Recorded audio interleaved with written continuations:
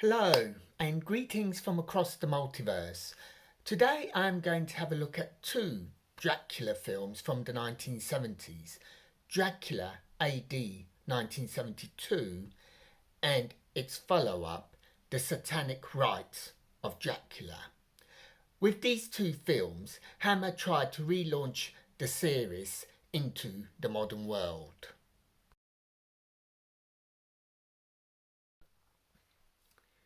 In Victorian England, Dracula is killed by Van Helsing.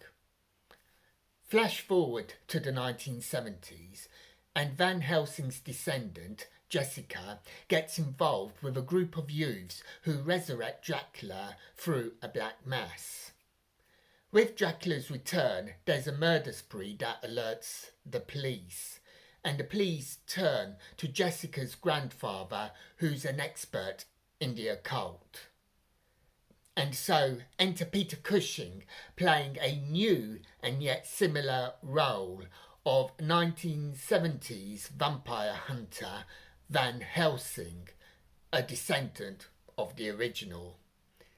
I personally think this is a clever ruse to retain both Peter Cushing as Van Helsing and Christopher Lee as Dracula, despite the 100-year time jump.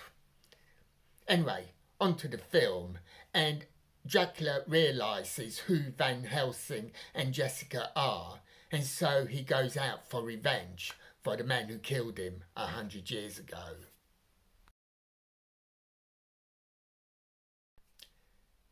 This is a direct sequel to Dracula AD 1972, so Christopher Lee and Peter Cushing reprised their roles.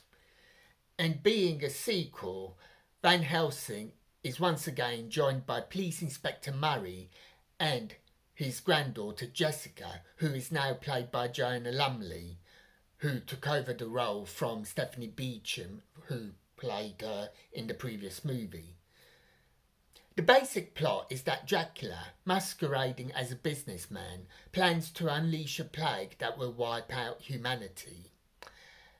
This does sound a bit drastic, destroying the whole of humanity, but it's his way of dying and knowing that he won't be resurrected back to life by someone at a later stage.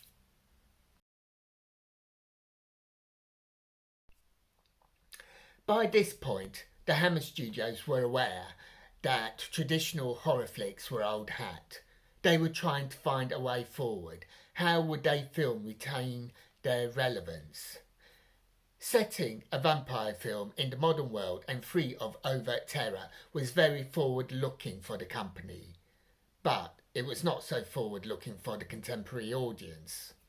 AD 1972 is rather tame today, horror-wise. There are some good effective scenes in there, such as Dracula wrapped in mist, but overall I think of it more as a detective story against a serial killer rather than a horror film. Similarly, Satanic Rites is more aligned to TV programmes such as In the Flesh or Angel in its tone and its delivery. All the tropes are here: vampirism, a black mass, but the tone in Satanic Rites is more like an episode from the 1960s Avengers TV series rather than a traditional Hammer movie. And this is reinforced by the film's opening theme being jaunty rather than the signature Dracula film. A big drawback of AD 1972 is that Dracula spends most of the movie skulking in unhallowed grounds in a church. Dracula lets his disciple, Johnny Alucard, run his errands. It would have been fun to see Dracula interacting with 1970s London. Things do improve in Satanic Rites. Dracula is now a company director, behind a desk and directing proceedings directly, unleashing the plague that will destroy humanity. Saying that, he is still hidden from mainstream society as he's behind a desk. Today, we are used to the idea of vampires walking amongst us in the present day. But I guess this was probably a step too far back in the 1970s. I don't know. But these two movies have provided food for thought for later Dracula adaptations. For example, the Mark Gatiss Stephen Moffat BBC Dracula drama in 2020 had the Count travel from the Victorian era to the present day, the 21st century, and it also delved into the theme of vampiric suicide. On a personal level, AD 1972 is the first Dracula movie I ever saw, thanks to the Appointment with Fear season on the UK's TV channel ITV. Appointment with Fear was a weekly showing of horror movies complementing the BBC's summer horror double bill season. For that reason, AD 1972 will always hold a special memory for me. These two movies don't have a good reputation amongst movie and or horror fans. This is a shame, as they collectively bring to an end the Lee Cushing Dracula series that began in 1958. Personally, looking back, I believe that Hammer was on the right track with what they were doing, but they were probably a few decades too early for contemporary audiences.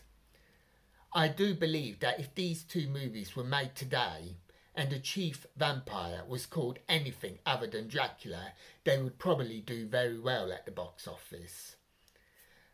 Like Timothy Dalton's James Bond and Sylvester McCoy's Doctor Who, these films came out a couple of decades too early for audiences.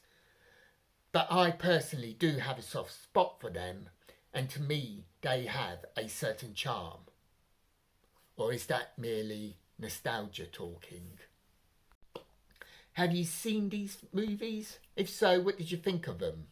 Please add a comment. And until next time, may your news be good news and happy times and places. Farewell.